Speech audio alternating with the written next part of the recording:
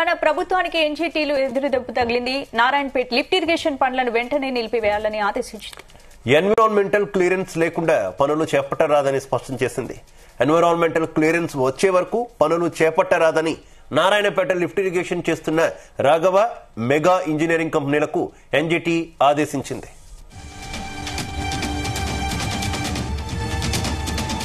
ఇందుకు సంబంధించి పూర్తి అప్డేట్స్ మా బ్యూరో చీఫ్ నరేందర్ అందిస్తారు. Narender, right. Narayanpet lift irrigation సంబంధించినటువంటి ఇష్యూ చాలా ఏండ్లుగా కొనసాగుతుంది పెండింగ్ లో. ఈ ఎటకేలకు సీఎం రేవంత్ రెడ్డి వచ్చిన తర్వాత దీన్ని మళ్ళీ పునఃప్రారంభించి దీన్ని పూర్తి చేయాలన్నటువంటి ఆలోచనతో రాఘవ అదేవిధంగా మెగా ఇంజనీరింగ్ కంపెనీలకు ఎస్జిటి ఆదేశం చేసినటువంటి పరిస్థితి ఉంది. ఎందుకంటే ఎస్జిటి ఇది ఒక్కసారిగా చేసిన నేపథ్యంలో ఇది రాష్ట్ర ప్రభుత్వానికి ఎదురుదెబ్బగానే మనం చూడాల్సిన అవసరం ఉంది. ఎందుకంటే నారాయణపేట లిఫ్ట్ ఇరిగేషన్ పనులను ఈ వెంటనే నిలిపివేయడం అంటే అది రాష్ట్ర ప్రభుత్వాన్ని ఖచ్చితంగా ఇది ఒక హెచ్చరిక జారీ చేసినట్టుగా చూడాలి. ఎందుకంటే ఎన్విరాన్మెంటల్ క్లియరెన్స్ లేకుండా పనులు చేపట్టరాదని కూడా ఇప్పటికే స్పష్టం చేసినటువంటి పరిస్థితి ఉంది. ఎన్విరాన్మెంటల్ క్లియరెన్స్ వచ్చే వరకు కూడా పనులు చేపట్టాల్సిన అవసరం లేదనుకున్న విషయం కూడా చెప్పినటువంటి పరిస్థితి ఉంది. ఎందుకంటే మనం చూసాం ఇప్పటికే కాళేశ్వరం సంబంధించినటువంటి అంశం మీద కూడా ఇప్పటికే పెద్ద ఇష్యూ నడుస్తున్నటువంటి నేపథ్యంలో దానికి ఇప్పటికే బీఆర్ఎస్ పార్టీ తీవ్ర స్థాయిలో ఫైట్ చేస్తున్నటువంటి పరిస్థితి ఉంది. ఎలాంటి తప్పు లేదు అనేది. అయితే ఇదే సమయంలో గడిచిన ఈ 20 నెలల్లో కూడా రేవంత్ రెడ్డి సర్కారు చాలా చోట్ల కూడా పనులు చేస్తూ వస్తుంది. కానీ అక్కడక్కడ ఒకసారి మనం చూసాం ఒక దగ్గర ఆల్మోస్ట్ నల్గొండకు సంబంధించినటువంటి ఏరియాలో దాదాపు 6-7 మంది దాంట్లో ఇరుక్కుపోయినటువంటి పరిస్థితి, ఇంకొక దగ్గర మొత్తం కూడా కూలిపోయినటువంటి పరిస్థితి.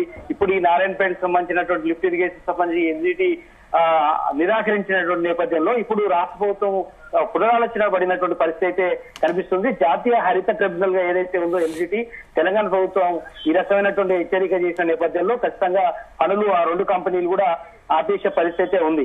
ఎందుకంటే కొడంగల్ లిఫ్ట్ ఇరిగేషన్ కానీ నారాయణపేటకు సంబంధించినటువంటి ఇది తెలంగాణలో రాష్ట్రంలో సాగునీటి అవసరాలు తీర్చేందుకు రూపొందించినటువంటి ప్రాజెక్ట్ గా దీన్ని పిలుస్తారు.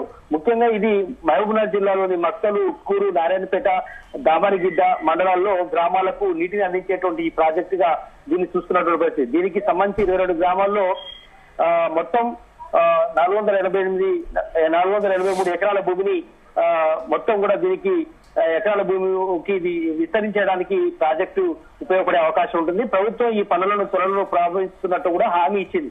2014లోనే జియో 69 ద్వారా ప్రాజెక్టుకు అనుమతి లభించినటువంటి పరిస్థితి కూడా మనకు తెలుసు. అయితే ఈ 10 ఏళ్లుగా కూడా ఆలస్యమైనటువంటి నేపథ్యంలోనే ఇప్పుడు వేగంగా ముందుకు తీసుకెళ్లేందుకు రాష్ట్ర ప్రభుత్వం సీరియస్ గా కసరత్తు చేస్తుంది. కొన్ని నెలలుగా కూడా దీని మీద రేవంత్ రెడ్డి పలు ఇరిగేషన్ ఎక్స్పర్ట్స్ తో కావచ్చు, లేదంటే ఫైనాన్స్ డిపార్ట్మెంట్ తో కావచ్చు, అందరూ పర్యావరణంతో కూడా మాట్లాడుతున్నటువంటి పరిస్థితి కూడా ఉంది. అయితే అందుకనే చాలా సభల్లో ఉమ్మడి మహబూబ్నగర్ జిల్లాకు రేవంత్ రెడ్డి వెళ్ళినప్పుడల్లా కూడా కేసీఆర్ ని తూరనాడుతున్నటువంటి పరిస్థితి కూడా ఉంది. కేసీఆర్ ఇప్పటి వరకు ఉమ్మడి మహబూబ్నగర్ జిల్లాను ఎండబెట్టే ప్రయత్నం చేశారు. ఏ ఒక్క ప్రాజెక్ట్ అయినా కేసీఆర్ పూర్తి చేశాడని కూడా కనీసం తట్టడి మట్టి కూడా తీసే ప్రయత్నం చేయలేదన్నటువంటి పరిస్థితి కూడా రేవంత్ రెడ్డి ఆరోపణ చేస్తున్నటువంటి పరిస్థితి. ఇందులో భాగంగానే ఈ ప్రాజెక్ట్ ని చాలా సీరియస్ గా తీసుకున్నారు. తన ఏరియాకు సంబంధించి Narayanpet Kodangal lift irrigation scheme అనేది చాలా ఇంపార్టెంట్ అని ఉద్దేశించే రాష్ట్ర ప్రభుత్వం. అయితే నరేందర్, ఎన్జిటి నుంచి ప్రభుత్వానికి అయితే గట్టి ఎదురుదెబ్బే తగినట్టు కనిపిస్తుంది. ఈ నేపథ్యంలో ప్రభుత్వం ముందున్నటువంటి ఆప్షన్స్ ఏంటి? దీనికి సంబంధించిన కోర్టుకు వెళ్లేటటువంటి అవకాశం ఉందా, లేదంటే అనుమతులు వచ్చేంత వరకు కూడా ప్రాజెక్ట్ నిలిపివేసే అవకాశమే ఎంతవరకు ఉందనుకోవాలి? ఖచ్చితంగా ఇది హరిత ట్రిబ్యునల్ అనేది ఖచ్చితంగా పర్యావరణానికి సంబంధించి ఖచ్చితంగా దాన్ని ఏదైతే వాళ్లకు ఎలాంటి ఇబ్బందులు రాకుండా ఉండేందుకు అనుమతి తీసుకునే అవకాశం అయితే ఖచ్చితంగా ఉంటుంది.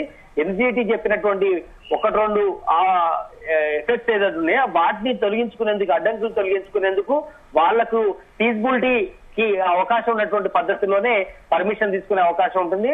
అది తీసుకున్న తర్వాతనే మళ్ళీ ప్రాజెక్ట్ పనులు ఖచ్చితంగా 2 కంపెనీల చేత మళ్ళీ స్టార్ట్ చేయించే ఆలోచన అయితే కనిపిస్తుంది.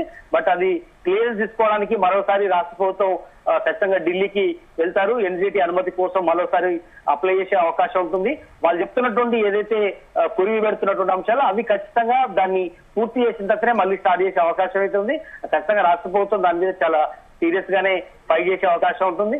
గతంలో కూడా కొన్నిసార్లు చాలా ప్రాజెక్టులకు ఎన్జిటి అప్పుడప్పుడు అడ్డుపడుతున్నటువంటి పరిస్థితి కూడా ఉంది. ఇప్పుడు కృష్ణం బరకచర్ల విషయంలో కానీ, లేదంటే కాళేశ్వరం సంబంధించినటువంటి గతంలో గట్టినటువంటి విషయంలో కానీ చాలా సార్లు కూడా ఎన్జిటి తప్పుపడుతున్నటువంటి పరిస్థితి ఉంటుంది. బట్ వాటిని ఖచ్చితంగా ఎన్జిటి వాటికి క్లియరెన్స్ సర్టిఫికేట్లు మళ్ళీ పొందుపరిచిన తర్వాత అనుమతులు ఖచ్చితంగా ఇస్తుంది. దాని తర్వాత మళ్ళీ ప్రాజెక్ట్ స్టార్ట్ చేసే అవకాశం అయితే ఉంది.